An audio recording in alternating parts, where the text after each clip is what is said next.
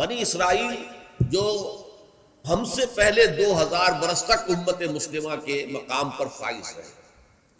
جن کے بارے میں صرف سورہ بقرہ میں 2 مرتبہ اور بھی 2 جگہ پر آیا ہے ذرا مختلف الفاظ میں،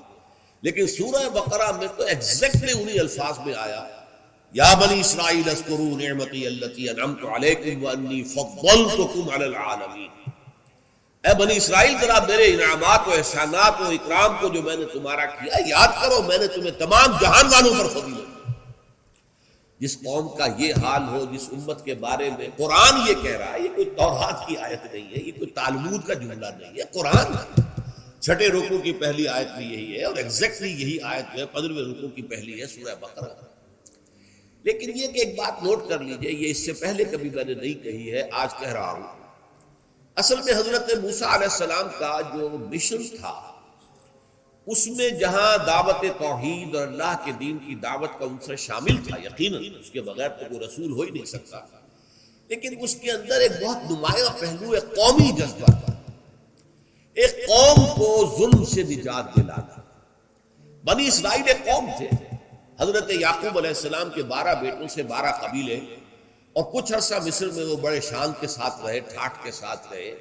ان پر جو بادشاہ وقت تھا ان کی بڑی جو ہے وہ مہربانیاں تھی، کرم فرمائیاں تھی۔ کیا وجہ کیا ہے یہ ایک علیحدہ مسئلہ ہے، کیوں تھا وہ میں اس وقت ڈسکس نہیں کر سکتا۔ تو حضرت موسیٰ علیہ السلام گویا کہ دوہری بعثت کے ساتھ آئے، آل فرعون کو وہ رسول بن کر آئے کہ مانو مجھے اور میری اطاعت کرو، اعبدوا اللہ واطیعون، اور بنی اسرائیل کے لیے وہ نجات دہندہ بن کر آئے کہ انہیں فرعونیوں کے، آل فرعون کے مظالم سے اور سختیوں سے اور پرسیکیوشن سے اور ٹارچر سے نجات دلایا۔ اب جہاں قومی معاملہ ہوتا ہے وہاں ظاہر بات ہے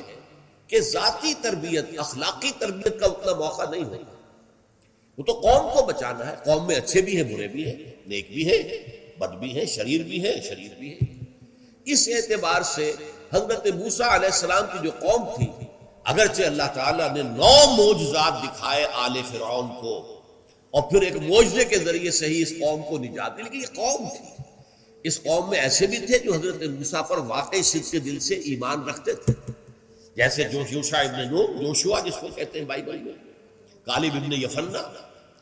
لیکن ایسے بھی تھے جو ڈھل مل تھے، کچھ مانتے تھے کچھ نہیں مانتے تھے، اور ایسے بھی تھے جو صرف اسرائیلی ہونے کی وجہ سے شامل تھے، ورنہ انہیں حضرت موسیٰ علیہ السلام کے اوپر کوئی ایمان، کوئی یقین نہیں تھا۔ چنانچہ یہ الفاظ آئے ہیں قرآن مجید میں کہ ما آمن بموسیٰ الا ذریۃ من قومہ، صرف کچھ لوگ نوجوان تھے جو ان کی قوم میں سے ان پر حقیقتاً ایمان لائے تھے، ورنہ اکثر و بیشتر لوگ جو ہے وہ ایک قومی جذبے کے ساتھ تھے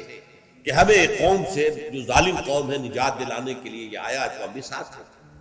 لیکن ان کا کہیں بھی جو معاملہ بحیثیت قوم، بحیثیت مجموعی، وہ وفاداری کا نہیں تھا حضرت موسیٰ علیہ السلام کے ساتھ۔ لہذا دیکھیے اب ان کا کیا رویہ رہا عین حضرت موسیٰ علیہ السلام کے ساتھ، جن کے ذریعے سے اللہ تعالیٰ نے انہیں نجات دی، جن کے ذریعے سے آل فرعون کے سے انہیں آزاد کرایا، انہیں لے کر مصر سے نکل آئے ہیں سینائی پیننسلا میں۔ لیکن جب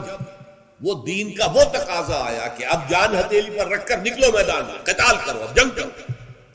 جیسے کہ ہجرت کے بعد مدینے میں وہ مرحلہ آ گیا محمد رسول اللہ صلی اللہ علیہ وسلم کے ساتھیوں کے ساتھ، ایسے ہی حضرت موسیٰ ہجرت کر کے اپنی قوم کو لے کر سینائی پیننسلا میں آ گئے، اور وہاں سے آگے اب جانا تھا ارض مقدس،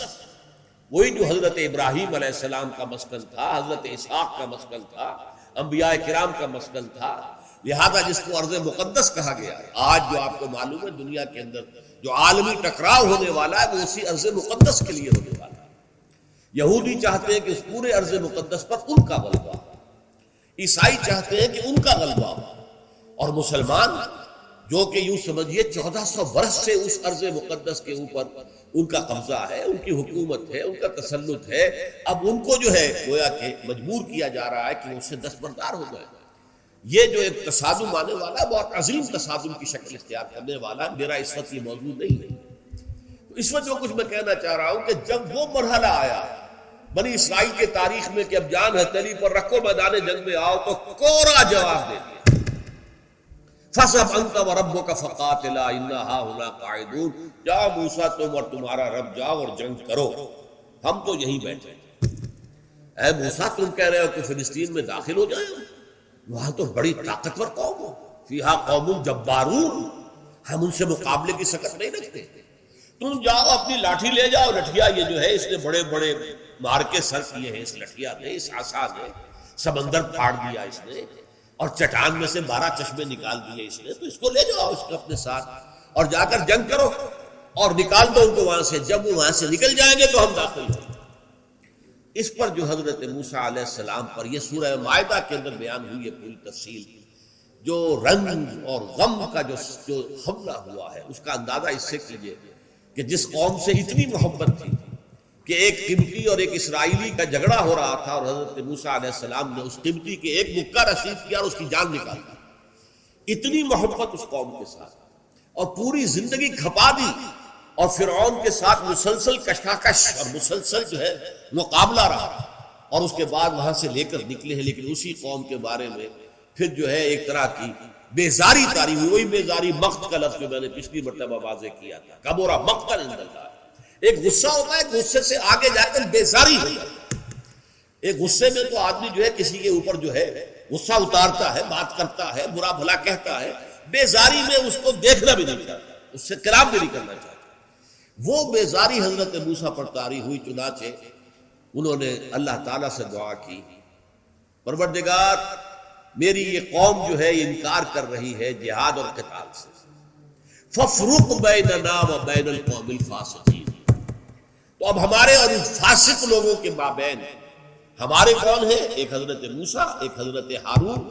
اور 2 عورتیں بنی اسرائیل میں سے، 6 لاکھ میں سے صرف 2 نکلے تھے، یوشع ابن نون اور کالف ابن یمنہ، کہ جو جنگ کے لیے تیار تھے، باقی 6 لاکھ کے 6 لاکھ جو ہے کورا جواب دے کر بیٹھے، انتہا قائد۔ تو ففروق بیننا و بین القوم الفاسقین، تو اللہ اب تفرقہ کر دے، علیحدگی کر دے، میں اب ان ناہنجاروں کے ساتھ رہنا نہیں چاہتا۔ اس کا تذکرہ یہاں ہو رہا ہے۔ وَإِذْ قَالَ مُوسَىٰ لِقَوْمِهِ، یاد کرو جب کہ کہا تھا موسیٰ نے اپنی قوم سے، یا قوم، اے میری قوم کے لوگوں، لِمَ تُؤْذُونَنِی، کیوں مجھے اذیت پہنچا رہے ہیں، کیوں مجھے کوف پہنچا رہے ہیں، کیوں مجھے تکلیف دے رہے ہیں؟ وَقَدْ تَعْلَمُونَ أَنِّي رَسُولُ اللَّهِ إِلَيْكُمْ، حالانکہ تم جان چکے ہو، جانتے ہو اچھی طرح کہ میں اللہ کا رسول ہوں تمہاری طرف۔ فَلَمَّا زَاغُوا، تو جب وہ ٹیڑھے ہو گئے، أَزَاغَ اللَّهُ قُلُوبَهُمْ، اللہ نے ان کے دلوں کو بھی ٹیڑھا کر دیا، وَاللَّهُ لَا يَهْدِي الْقَوْمَ الْفَاسِقِينَ، اور اللہ ایسے فاسقوں کو، ناہنجاروں کو، ایسے اللہ تعالیٰ کے نافرمانوں کو اللہ زبردستی ہدایت نہیں دیتا۔